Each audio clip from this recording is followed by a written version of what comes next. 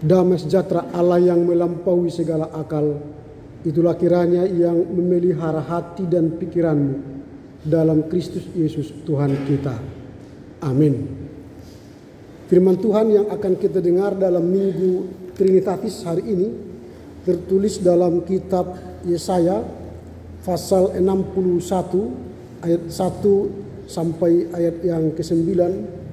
Saya baca dari Alkitab terjemahan baru 2. Demikian tertulis, kabar baik kepada Sion, roh Tuhan Allah ada padaku, karena Tuhan telah mengurapi aku. Ia telah mengutus aku untuk menyampaikan kabar baik kepada orang-orang sengsara dan merawat orang-orang yang remuk hati, untuk memberitakan pembebasan kepada orang-orang tawanan dan kelepasan dari penjara kepada orang-orang yang terkurung, untuk memberitakan tahun rahmat Tuhan dan hari pembalasan Allah kita, untuk menghibur semua orang yang berkabung, untuk mengaruniakan kepada orang-orang yang berkabung di Sion, mengaruniakan kepada mereka perhiasan kepala sebagai ganti abu, minyak untuk pesta sebagai ganti kain kabul, nyanyian puji-pujian sebagai ganti semangat yang pudar, supaya orang menyebut mereka pohon terbantin kebenaran yang ditanam Tuhan untuk memperlihatkan keagungannya. Mereka akan membangun kembali reruntuhan yang sudah berabad-abad dan mendirikan tempat-tempat yang sejak dahulu menjadi sunyi sepi. Mereka akan membarui kota-kota yang runtuh, tempat-tempat yang telah turun-temurun menjadi sunyi sepi. Orang-orang luar akan melayani kamu sebagai gembala kambing dombamu, dan orang-orang asing akan bekerja bagimu sebagai petani dan tukang kebun anggurmu. Akan tetapi kamu akan disebut imam Tuhan dan dinamai pelayan Allah kita.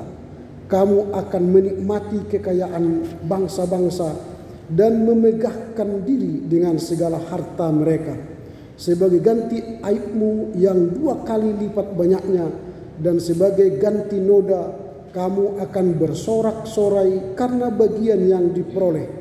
Kamu akan mendapat warisan 2 kali lipat di negerimu, dan sukacita abadi akan menjadi milikmu. Sebab aku Tuhan mencintai hukum, membenci perampasan dan kecurangan. Aku akan memberi upahmu dengan benar dan akan mengikat perjanjian abadi dengan kamu. Keturunanmu akan terkenal di antara bangsa-bangsa, dan anak-anak cucumu di tengah-tengah suku-suku bangsa, sehingga semua orang yang melihat mereka akan mengakui bahwa mereka adalah keturunan yang diberkati Tuhan. Demikian firman Tuhan. Selamat pagi bagi kita semua. Kita bersyukur karena Tuhan telah memberi kesempatan bagi kita untuk bersaksi, bersekutu di tengah keluarga, gereja, dan masyarakat 1 minggu yang lalu. Dan kini tiba saatnya bagi kita untuk datang menyembah Tuhan, mengucap syukur atas segalanya, atas pertolongannya, dan atas keselamatan yang kita terima. Ada banyak suka duka yang kita lalui, dan kita berhenti sejenak datang menyembah Tuhan di GKPS Hang Tua ini. Dan kita telah memasuki Minggu Trinitatis. Minggu Trinitatis ini setelah melewati 5 perayaan agama besar Kristen, Natal, Jumat Agung, Paskah, Kenaikan, dan Roh Kudus. Dan kita sudah masuk ke Minggu Trinitatis. Minggu ini panjang sekali. Ada 24 minggu sampai nanti masuk masa Advent 1, 2, 3, dan 4. Jadi mari kita nikmati Minggu Trinitatis ini. Minggu yang cukup panjang. Apa Minggu Trinitatis? Disinilah kita akan mengenal Allah yang tunggal itu dalam Tritunggal yang Esa. Perdebatan sepanjang sejarah soal Tritunggal ini menjadi topik yang hangat untuk kita bahas dalam minggu-minggu ke depan. Dan Minggu Trinitatis yang ini, yang kita memasuki Minggu Trinitatis ini, kita akan mendengar khotbah dengan tema memberitakan tahun rahmat Tuhan. Ini cukup terkenal karena ini juga dikutip oleh Yesus ketika dia berbicara soal tahun rahmat Tuhan. Dalam minggu-minggu Trinitatis ini kita dimulai dengan suguhan memberitakan tahun rahmat Tuhan. Mengapa topik ini relevan atau diangkat menjadi sebuah topik yang mengawali minggu Trinitatis? Karena bangsa Israel kala itu terbuang di Babilonia dan mengharapkan pemulihan dan pembebasan kembali ke tanah terjanji Israel. Tetapi mereka tidak ada harapan lagi karena mereka masih dalam pembuangan dan di tengah-tengah masa-masa yang tak jelas itulah Tuhan melalui nabinya Yesaya menawarkan tahun pembebasan. Kala itu mereka terbuang di sana selama 70 tahun. Kalau di Mesir dulu mereka menjadi budak 400 tahun. Berdosa lagi mereka dibuang ke Babil 70 tahun. Nah sekarang sudah memasuki tahun ke-50 mereka dalam pembuangan. Dalam tradisi Israel kalau ada tahun 50 tahun itu tahun Yobel, tahun rahmat Tuhan. Di mana setiap orang yang menjual tanahnya bisa dikembalikan kepadanya lagi. Ini tahun rahmat Tuhan. Jadi mereka bebas, tidak bekerja lagi. Karena mereka akan menerima upah. Tadi dikatakan ada 2 kali lipat. Ada yang berkali lipat upah dari tahun rahmat Tuhan, tahun Yobel. Inilah makanya kita mulai dengan tahun rahmat Tuhan. Supaya apa? Kita merasakan Tuhan akan memberkati, mengembalikan, memulihkan, menghibur kita dalam masa-masa ini ke depan. Ada banyak mungkin keterbelengguan kita, penderitaan kita secara fisik atau secara rohani, dan kita butuh pembebasan. Maka kita mulailah minggu Trinitatis ini dengan tahun rahmat Tuhan. Ada beberapa catatan dari perikop yang kita baca tadi untuk kita bahas atau kita pelajari. Yang pertama, pengutusan Tuhan untuk memberitakan kabar baik. Kalau kita baca tadi ayat yang pertama, Roh Tuhan Allah ada padaku karena Tuhan telah mengurapi aku. Ia telah mengutus aku untuk menyampaikan kabar baik kepada orang-orang sengsara. Ini bacaan yang dibaca Yesus ketika dia datang ke sinagoge. Roh Tuhan ada padaku. Berarti yang pertama yang kita pelajari ialah ada orang yang akan diutus Tuhan untuk membawa kabar baik. Jadi roh Tuhan ada padaku. Lalu Yesus berkata waktu itu, setelah saya membaca kitab ini, firman ini digenapi. Karena roh Tuhan ada pada Yesus. Nah memang saya tadi membaca di lagu kita ini nomor 10. Ini agak menggelitik sebenarnya ini. Berhembuslah Roh Kudus. Ini kita kritisi kata berhembus. Karena roh itu tidak seperti angin yang datang berhembus. Ini kita kritisi dan di sekolah-sekolah teologi tidak boleh lagi dinyanyikan ini lagu ini. Karena seolah-olah Roh Kudus itu seperti angin yang berhembus. Padahal Roh Kudus itu pribadi yang turun kepada Yesus. Supaya apa? Membawa kabar baik. Nanti dalam minggu Trinitatis ini, Roh Kudus itu tidak hanya turun lagi kepada Yesus, turun kepada warga jemaat di KPS Hang Tuah ini untuk apa? Memberitakan kabar baik. Jadi bukan berhembus. Kita tolak kata berhembus. Dia turun. Turunnya Roh Kudus kan bukan berhembus Roh Kudus. Baru saja kita rayakan hari Pentakosta. Hari turunnya bukan berhembusnya Roh Kudus. Nah ini kita kritisi sehingga lagu ini tidak lagi dinyanyikan. Saya tadi agak ragu menyanyikannya karena kata itu tidak pas secara teologis. Jadi Roh Kudus itu turun atas kita, orang percaya. Jadi dia tidak hanya sekarang di surga, tapi dia, kata Yesus mengatakan, aku akan mengirim roh penghibur yang lain. Khotbah minggu yang lalu. Mengapa kata yang lain di situ? Karena roh penghibur utama telah naik ke sorga, yaitu Yesus. Maka dia mengutus yang lain. Kata yang lain itu parakletos. Parakletos itu dalam bahasa Yunaninya, bukan perikletos. Ada orang yang melintir perikletos, yang terpuji, yang terhormat, yang termulia. Itu identik dengan Muhammad. Maka yang datang bukan Roh Kudus, tapi Muhammad. Itu kita tolak juga. Yang datang bukan perikletos, tapi yang datang adalah parakletos. Itu yang datang. Itu yang kita pelajari dalam teks ini. Ada pengutusan Tuhan untuk memberitakan kabar baik. Yang kedua, tahun rahmat Tuhan dan pembebasan. Jadi jika kita rayakan tahun rahmat Tuhan, di situ ada pembebasan. Jadi kalau nanti minggu Trinitas ini kita rayakan, maka bebaskanlah orang-orang yang terbelenggu dalam lingkungan kita, dalam keluarga kita.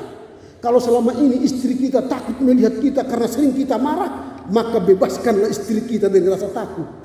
Kalau selama ini suami kita ketakutan melihat kita karena kita banyak menuntut suami, maka bebaskanlah suami itu. Jangan ada lagi tuntutan. Ini yang mau kita rasakan. Sehingga suami istri merdeka, bebas merayakan hikmat rahmat Tuhan di tahun Yobel ini. Jadi jangan saling membelenggu, jangan saling mengikat. Kita mengikat anak-anak kita, mengikat warga jemaat ketat, mengikat para pendeta ketat dengan aturan-aturan yang membelenggu. Tapi harusnya peraturan itu bukan mengikat, tapi menata, mengatur supaya kebebasan itu tidak bablas. Kalau ada peraturan tapi menyakitkan, itu bukan pembebasan. Tapi kalau ada bebas tapi tidak teratur, itu juga bahaya. Maka jika ada peraturan, harus ada kenyamanan di dalamnya. Itu yang kedua, tahun rahmat Tuhan memberi pembebasan. Yang ketiga, penyembuhan dan pemulihan. Nah, ketika mereka sudah 50 tahun dalam pembuangan Babel, Tuhan berjanji, aku akan membebaskan kalian, memulihkan kalian. Dengan cara apa? Mengembalikan ke tanah terjanji, ke Yerusalem. Nanti Yeremia melalui Nehemia dan Esra akan membangun kembali bait Allah yang rusak, dihancurkan oleh Raja Titus pada tahun 70. Lalu dibangun menjadi bait Allah yang kedua. Walaupun nanti bait Allah yang kedua itu telah dirusak lagi oleh Nebukadnezar. Dan sekarang tidak ada lagi bait Allah di Yerusalem. Dan sekarang mereka sedang mencoba membangun bait Allah yang ketiga di bawah Masjid Al-Aqsa itu. Ini catatan-catatan kita menyembuhkan dan memulihkan di dalam tahun rahmat Tuhan. Yang keempat, mengutus mereka untuk menyampaikan kabar kemenangan. Jadi kalau mereka sudah terhukum, mereka bertobat, maka akan ada utusan untuk memberitakan kita menang. Kita merayakan pembebasan, kita merayakan pemulihan. Sehingga mereka walaupun masih terhukum, mereka sudah punya kekuatan dalam pembuangan itu. Nah, pertanyaan kita sekarang ialah bagaimana cara kita untuk memberitakan tahun rahmat Tuhan. Kalau tadi cerita itu masih di Israel, nah sekarang teks ini bagi kita. Bagaimana cara kita merayakan atau memberitakan tahun rahmat Tuhan. Bagaimana cara saya sebagai suami atau sebagai istri, sebagai pendeta, sebagai penatua majelis sintua memberitakan tahun rahmat Tuhan. Yang pertama, cara kita ialah memberikan kabar baik kepada orang yang terpinggirkan.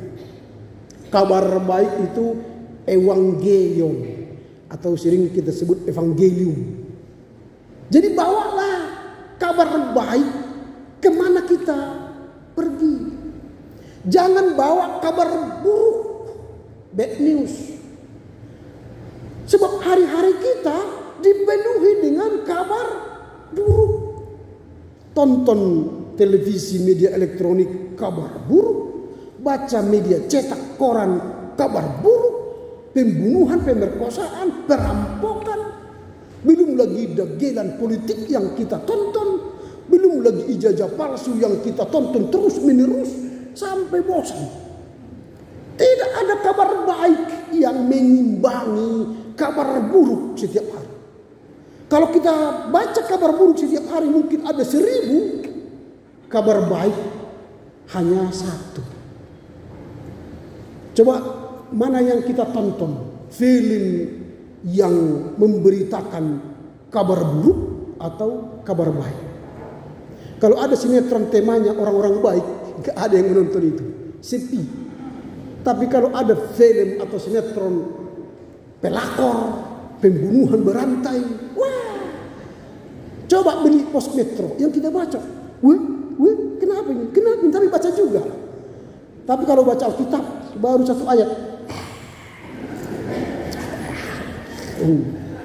Itu artinya membaca kabar buruk kita tertarik mata kita, melongok. Tapi membaca kabar baik kita tutup mata kita. Kalau ada di Facebook renungan harian, pasti kalian skip. Ada renungan harian di WhatsApp, skip. Tapi kalau ada di situ orang ajar kau begini, kau wah, langsung komen itu. Tapi kalau kabar baik tidak ada yang komen, like pun tidak ada. Tapi kalau ada kabar buruk, wah, komennya sampai ribuan. Coba kita lihat TikToknya orang Aceh itu tentang Bobi dan Sumatera Utara itu. 6.000 komen. Ada yang membela, ada yang melawan. Inilah persoalan kita. Maka dalam tahun rahmat Tuhan ini bagaimana cara kita? Maka bawalah kabar baik. Di tengah keluarga, bangun pagi, bacalah kabar baik, firman Tuhan. Menjadi peneguh dalam menghadapi tantangan persoalan kehidupan ini. Jadi orang yang ingin kuat dalam menghadapi pergumulan di dunia fana ini ialah harus mampu membawa kabar baik. Itu cara yang pertama. Sehingga setiap hari usahakanlah baca 1 ayat dari Alkitab, lalu share ke anak-anak, bagi ke anak cucu, bagi ke teman-teman kolega, bagi ke teman-teman sekantor, bagi ke teman-teman segereja. Itu sebar kabar baik. Semakin banyak kita sebar kabar baik, maka semakin banyak orang yang kuat menghadapi tantangan hidup ini. Tapi kalau semakin banyak kabar buruk memengaruhi pikiran tindakan kita, maka itulah patron yang merusak kita. Coba kita lihat si pasar ibu itu kan. Dia bunuh istrinya. Dia nangis. Seperti dia kehilangan istri. Padahal dia yang membunuh. Karena apa? Karena banyak tontonan video-video pembunuhan-pembunuhan. Sehingga dia tiru itu. Jangan-jangan nanti anak-anak kita pun tertiru seperti mereka. Karena tidak seimbang kabar baik yang kita suguhkan kepada mereka. Maka hari ini coba bawa kabar baik. Bangun pagi, tawarkan kabar baik kepada anak-anak kita. Supaya kabar baik itulah yang menjadi patron hidupnya. Jangan kabar buruk yang bersiliweran di mana-mana. Itu yang pertama. Cara yang kedua ialah memberikan penghiburan kepada mereka yang berduka. Mungkin kita merangkap yang berduka itulah orang yang meninggal keluarganya. Meninggal anaknya, suaminya, istrinya, atau orang tuanya. Bukan. Orang yang berduka saat ini ialah orang yang tidak tahu lagi mana yang benar. Kebenaran di dunia nyata ini sekarang sudah sulit kita temukan. Saya kembali juga kepada ijazah palsu tadi. Mana yang benar? Enggak tahu kita. Karena beliau tidak mampu menunjukkan mana yang benar. Sehingga kita seluruh Indonesia bingung mana yang benar. Kita diobok-obok oleh kebenaran. Hati-hati. Hidup kita ini sekarang diobok-obok oleh kebenaran. Sehingga kita berduka karena kebenaran-kebenaran yang hakiki itu susah kita dapatkan. Karenanya kita harus kembali ke kitab suci. Disinilah kebenaran sejati. Sehingga ketika kita menghibur orang yang berduka sekarang, beritakanlah kabar baik. Karena kebenaran dunia itu mematikan. Tapi kebenaran ilahi menghidupkan. Jadi ada banyak orang berduka sekarang. Anak-anak berduka karena orang tuanya tidak pernah lagi peduli kepadanya. Karena orang tuanya lebih suka menonton TikTok atau menonton YouTube daripada bicara dengan anaknya. Suami pun sekarang berduka, istri pun berduka, gereja pun sekarang berduka. Karena apa? Ketika khotbah dijalankan, dilayankan, jemaat pun asik dengan berselancar di media sosial. Gereja berduka karena bukan fokus lagi pada firman, tapi sudah fokus pada gadget yang ada di tangan kita. Kita berduka. Kalau khotbah itu tidak enak 5 menit pertama, handphone keluar langsung. Dokter jangan ini bahaya. Langsung buka handphone. Cek email, cek WhatsApp. Lalu ketawa sendiri. Kita pikir dia enak mendengar khotbah. Padahal dia enak menonton YouTube atau TikTok temannya. Gereja berduka. Dan disitulah kita diutus menghibur orang-orang yang berduka. Karena mereka tidak dapat penghiburannya, maka mereka cari penghiburan dari dunia fana ini. Kalau firman Tuhan itu menghiburnya, maka dia tidak butuh hiburan duniawi. Tapi firman Tuhan sekarang tidak menjadi pusat utama hiburan orang-orang percaya, maka gereja berduka. Itu yang kedua. Yang ketiga, bagaimana cara kita supaya kita memberitakan tahun rahmat Tuhan, menawarkan pembebasan bagi orang yang terperangkap dalam dosa dan ketidakadilan. Jadi kita bisa saja tak sadar terperangkap oleh dosa. Tidak sadar kita terjerumus ke dalam dosa. Sehingga kita tidak mampu keluar dari jerat, dari belenggu dosa itu. Nah sekarang kita diperintahkan dalam rangka tahun rahmat Tuhan ini, memberitakan tahun rahmat Tuhan, bebaskan orang yang terbelenggu. Kita mungkin mengatakan yang terbelenggu itu ialah orang-orang yang dipenjara, yang terhukum secara negara. Bukan.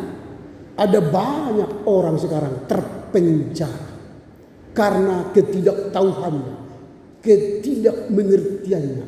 Istilah sekarang illiterasi. Tidak ada literasi. Ada banyak orang terpenjara dalam ajaran-ajaran yang tanda petik sesat. Karena banyak jemaat menonton YouTube pendeta-pendeta yang terkenal. Lalu dia terpenjara ajaran-ajaran sesat di media sosial. Maka kita perlu membebaskan orang-orang yang terbelenggu di sana. Jangan-jangan anak kita pun ikut di dalamnya. Ada banyak sekarang ajaran-ajaran yang menyesatkan di YouTube.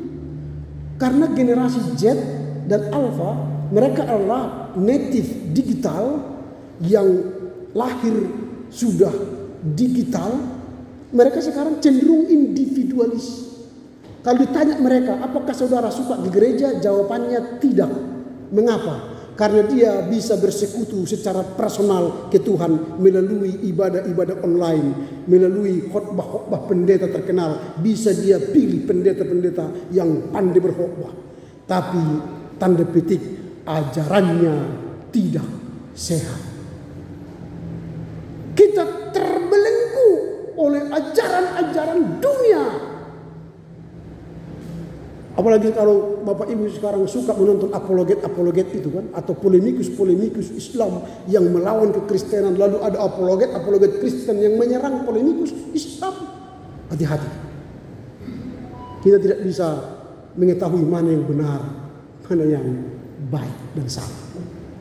Maka kembali ke ajaran gereja kita, ada konfesi GKPS. Disitulah ajaran kemurnian itu terjadi. Maka dalam rangka memberitakan tahun rahmat Tuhan, kita harus menawarkan pembebasan. Berarti kita harus ada dialog pengajaran. Supaya apa? Dia literasi, mendapatkan pengajaran yang benar, dan dia tidak terbelenggu lagi dengan ketidaktahuannya. Itu yang ketiga. Yang keempat, menjadi agen pemulihan dalam masyarakat. Jadi kalau roh Tuhan ada padaku, turun atas kita, maka kita menjadi agen perubahan. Jangan hanya mendengar firman Tuhan di gereja seperti ini, tapi tidak berdampak dalam keluarga kita, tidak berdampak dalam kehidupan di kantor kita, di wirausaha kita, di tempat kita bermasyarakat. Tapi firman yang kita dengar harus mentransform kita, membentuk ulang kita, lalu kita tawarkan kepada orang-orang di sekitar kita. Karena sering orang mendengar firman Tuhan begini, wah, seandainya si Polan di sini cocok khotbah itu kepadanya. Kepada dia tidak cocok.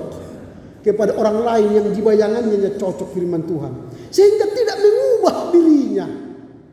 Maka setiap dengar firman Tuhan, Tuhan terima kasih, ini mengubah hatiku dan sikapku. Karena aku sudah berubah, maka saya beritakan kepada orang, kau pun harus berubah. Itu transformasi. Kita agen, alat Tuhan yang diberangkatkan untuk melakukan kehendaknya di tengah keluarga, gereja, dan masyarakat. Pertanyaan terakhir ialah apa yang hendak kita renungkan dari firman Tuhan dalam rangka merayakan Minggu Trinitatis ini dengan tema memberitakan tahun rahmat Tuhan. Yang pertama, bersyukurlah atas tahun rahmat Tuhan.